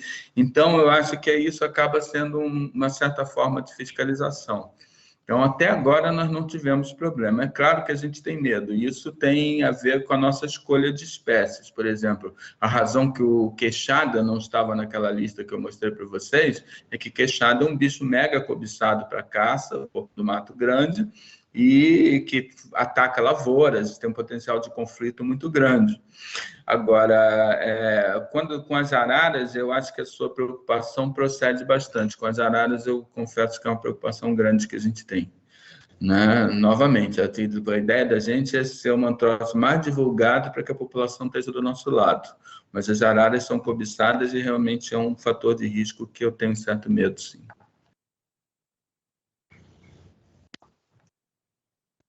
Obrigado. Mostrar para a Karina que ela me ajudou a identificar a minha baleia Kinder. Eu dou o Kinder do meu filho, eu tenho um filho de 6 anos que vem aqueles brinquedinhos enrolados no ovo Kinder, e eu resgatei essa baleia, eu adoro baleia, e eu nunca tinha identificado a espécie. Agora, com as suas fotos da sua apresentação, identifiquei que é uma franca. É uma franca, que legal. Obrigado. Obrigado pela fala, Fernando. Tem aqui uma pergunta para o Edu, da Marli Fonseca Antunes. Vocês já perderam ou morreu algum animal que vocês monitoraram? Em que circunstância isso aconteceu? Felizmente, né, todos os animais que a gente monitora, a gente não perdeu nenhum para caça, ou por atropelamento, ou por qualquer causa antrópica, né, que a gente tenha diagnosticado. Todos os animais morreram em circunstâncias naturais, né? Por exemplo, a gente já achou uma onça pintada fêmea que foi morta por outras onças pintadas, né? Isso não é comum, pelo menos foi o nosso primeiro registro, isso foi em 2016. E teve mais uma outra fêmea que a gente monitorava que morreu já porque ela era muito, muito velha, né? Ela já tinha uma idade estimada de uns 15, 16 anos. Tivemos um caso recente de infanticídio, né? Um filhote também que a gente encontrou morto. Mas sempre causas naturais mesmo, da dinâmica natural dos animais, né? Os lobos-guarás, a gente já encontrou alguns indivíduos no meio da lavoura, mortos, mas por causas que a gente não conhece, não tinham marcas de fratura, não tinham marcas de tiro, não tinham marcas de envenenamento. Pode ser alguma outra coisa no ambiente, talvez sim, aí tem uma relação antrópica, mas felizmente nada tão direto, né, como uma perseguição, tiro ou algo nesse sentido. Bom, isso pode ser um reflexo até do trabalho de vocês nas áreas, né? As pessoas se conscientizando e evitando ao máximo interferir na vida desses animais. Muito legal. Exato. E temos uma pergunta também para a Karina, que é do Márcio de Castro, que ele gostaria de saber por que as baleias, quando encalham, não resistem por muito tempo. Ele pergunta se seria algo relacionado à fisiologia do animal e, além, se há algum fator responsável pelo encalhe das baleias. Os encalhes, na verdade, quando eles ocorrem, geralmente é porque a baleia já está debilitada com alguma doença, com algum problema que levou elas a encalharem. Né? Na grande maioria dos casos, com relação às baleias, é isso. No caso de golfinhos, que vivem em grandes grupos, golfinhos que são bastante sociais, em alguns casos é o líder que tem um problema, encalha e todo o resto do grupo segue o líder incondicionalmente e mesmo não tendo nenhuma patologia, acaba encalhando e acaba provocando aqueles famosos encalhes em massa, onde vários indivíduos morrem porque encalharam. E aí, no caso do encalhe, tanto nesses casos aí quanto nas grandes baleias, especialmente nas grandes baleias, o peso do corpo acaba, além da patologia em si, que certamente que é o que provoca a maioria dos encalhes e acaba, no final, provocando a morte, o próprio peso do corpo comprimindo os órgãos também provoca um desconforto e pode causar uma dificuldade respiratória, por exemplo, né, a compressão dos pulmões. No entanto, essa pergunta é bem interessante para essa pergunta mencionar o caso daquela baleia que nós tivemos que fazer eutanásia, porque até aquele caso nós sempre tínhamos esse conceito, vamos dizer assim, que as baleias quando encalham, isso está nos livros que falam sobre os encalhes de baleias, de grandes baleias, que a baleia quando encalha, ela não resiste muito tempo encalhada, mesmo que ela não esteja doente, porque o próprio peso do corpo faria com que ela se asfixiasse, por exemplo, tivesse uma compressão dos órgãos e acabasse não resistindo. No entanto, para nossa surpresa, aquela baleia de 2010 era uma baleia adulta de quase 14 metros de comprimento, e ela resistiu 7 dias viva. Nós não conseguimos fazer o resgate, e até o procedimento de eutanásia foi difícil, até conseguir medicamento para a quantidade daquele animal. Nós fizemos um primeiro procedimento depois de 3 dias, que é quando a gente conseguiu organizar, conseguiu todas as autorizações e mostrar, e fizemos uma junta aí de especialistas, junto com o ICMBio, junto com o Conselho de Medicina Veterinária, né, para a gente se certificar de que realmente esse era o melhor caminho para aliviar o sofrimento daquele animal, fazer eutanásia. Então, nós fizemos um primeiro procedimento com 3 dias que não deu certo, e tivemos que fazer um outro procedimento diferente, que acabou dando certo no 7º dia. Então, aquele animal resistiu, para nossa surpresa, 7 dias vivo. Foi algo, assim, inédito, não tinha nada reportado na literatura. Mas, via de regra, os animais, quando encalham, eles já estão doentes, eles vão morrer em seguida, com raras exceções. Tem encalhes que acontecem quando o animal se perde por algum motivo, numa corrente, coisa assim, entra num lugar errado e vai encalhar no local raso. Isso é um problema de desorientação que pode acontecer. Ou, por exemplo, uma baleia está nadando perto da costa e encalha entre a costa e um banco de areia, e lá no final as baleias não sabem nadar para trás. Então, ela vai sempre para frente, e lá na frente, de repente, tem uma parte mais rasa, ela não consegue passar por aquele banco de areia. Que foi o caso de 2 encalhes que nós tivemos. A baleia se atrapalhou e entrou lá no canal de laguna. 2 casos, na verdade, entraram no canal de laguna e encontraram um ambiente lagunar bastante raso, com fundo lodoso, e a baleia não sabia nadar para trás e não conseguiu voltar pelo mesmo canal de onde ela veio. Nós tivemos que fazer a volta, né, forçar o retorno dessa baleia. E o outro foi justamente nesse caso no banco de areia, que foi em 2011 no Pântano do Sul, em Florianópolis, que a baleia encalhou e nadando para frente, entrou entre a costa e um banco de areia, e nadando sempre para frente, chegou num ponto que estava mais raso, e nós tivemos que forçar a passagem dela por essa área mais rasa. Mas fora essas exceções, e esses são os casos onde os resgates são possíveis, tem sucesso, inclusive o retorno desses animais. O primeiro resgate que a gente fez em 2013, a baleia retornou em 2017, inclusive a partir disso nós lançamos a ideia de celebrar o retorno das baleias ao Brasil, e criamos o Dia da Baleia Franca, que é comemorado, então, desde 2018, é comemorado no dia 31 de julho, pelo retorno dessa baleia que a gente resgatou em 2003. Foi a primeira baleia que encalhou viva que a gente conseguiu resgatar, e a primeira baleia a retornar. Estamos aguardando o retorno das outras, que todas elas estão foto identificadas, das outras 2. Mas, no geral, é isso que acontece. Obrigado pela resposta, doutora Karina. A gente vai fazer, então, uma última pergunta. E essa pergunta a gente teve um monte igual, então a gente vai fazer de uma vez só para todo mundo, né? Tem muita gente perguntando como é que faz para participar como voluntário dos projetos que vocês apresentaram aqui. O One Safari até perguntaram, tanto do Wild quanto do Science. Então, eu ia sugerir para passar a palavra para cada um de vocês. A gente pode começar com o Edu, depois a gente passa para a Karina e o Dr. Fernando, e para responder todo mundo que quer participar. Beleza.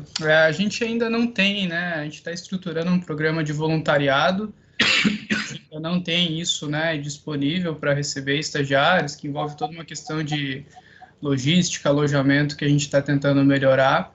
O que a gente tem agora, tem vagas abertas, para quem quiser também se inscrever, né? Lá no site do Safari a gente está contratando biólogos, então se tiver alguém aí que tenha interesse também pode se candidatar para a vaga. Mas é algo extremamente importante, né? Eu saí da academia, tem aí seus 6, 7 anos, e sempre foi uma grande barreira, né? Conseguir ingressar num projeto de conservação, ter um pouco mais de contato, um pouco mais de experiência. Então, é algo que a gente luta bastante para disponibilizar. Então, espero que em breve aí a gente consiga ter isso já disponível para todo mundo e só acompanhar aí nas redes sociais, no site, que provavelmente a gente vai divulgar. Nós temos um programa de estágio, tem, na verdade, um programa de estágio curricular e um programa de estágio voluntário. Está disponível lá no nosso site, na aba Sobre Nós, tem lá programa de estágio, programa de estágio, e aí tem todas as informações. Um dos programas é oferecido durante a temporada das baleias, que é voltado especificamente para nos auxiliar no monitoramento de ponto fixo das baleias durante a temporada e no atendimento no centro de visitantes e nas ações educativas que a gente realiza. E o outro é voltado para atuação durante o verão. A gente vai abrir agora, nos próximos dias, a gente está colocando lá no site o edital e todas as instruções para as inscrições, para atuar para nos auxiliar nas atividades durante o verão, que aí são focadas, como as baleias não estão aqui, né, no verão, são focadas na educação e sensibilização ambiental, especialmente no nosso centro de visitantes, e em ações externas que a gente eventualmente vai desenvolver e participar. Mas todas as instruções, inscrições, é tudo feito através do nosso site, que é o baleiafranca.org.br. Tem uma aba específica lá só sobre o programa de estágio com todas as informações. Bom, no caso do Refauna, até agora, o Refauna tem sido basicamente desenvolvido pelos laboratórios de pesquisa envolvidos, são 3 laboratórios, o meu, da FRJ, que é o Laboratório de Ecologia e Conservação de Populações, o Laboratório de Ecologia e Conservação de Floresta, da Universidade Federal Rural do Rio de Janeiro, e o Laboratório de Mamíferos do IFIRJ, Instituto Federal do Rio de Janeiro. Né? Então, basicamente são 4 professores que orientam no Refauna, eu, Marcelo Galiez, Marcelo Rengans, no FRJ, Maron Galiez, no IFIRJ, e Alexandra Pires, na Rural. Então, o Refauna é todo tocado pelos alunos de iniciação científica, de mestrado e doutorado dessas pessoas até agora.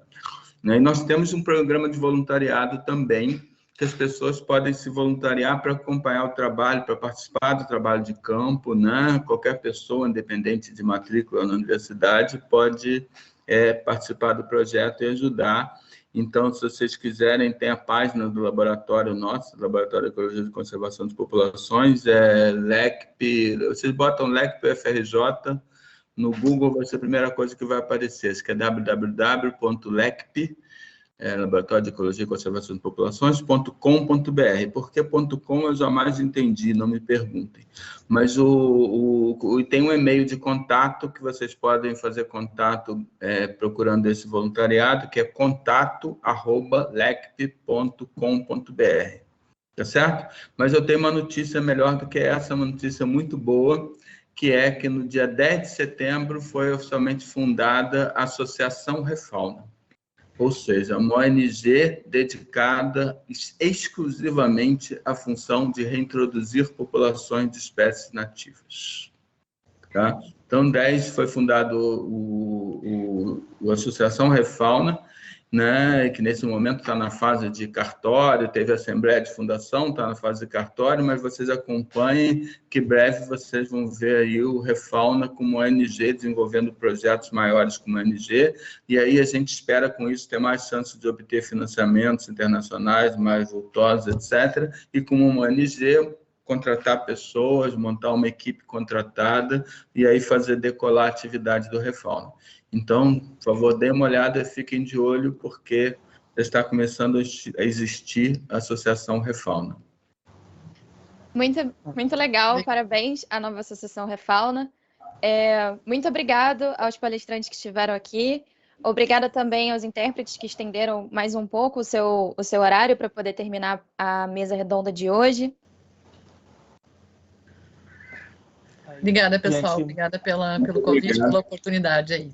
Obrigado pelo espaço, foi incrível. Um abraço a todos. obrigado a vocês. Muito gente. obrigado a vocês pelo convite. Obrigado aí, prazer. Edu. Parabéns pelo trabalho, Fernando Prazer, e professor. Karina, logo eu visito vocês no Sul aí, Karina. Oba. Fernando Eu também, sou- se puder, venha. Beleza. E eu sou voluntário para o On Safari, hein, Edu? Está contratado. Bota aí com voluntário. Super bem-vindo. Beleza. Obrigado. Até amanhã, galera. Tchau, tchau. Valeu. Tchau, Tchau. tchau.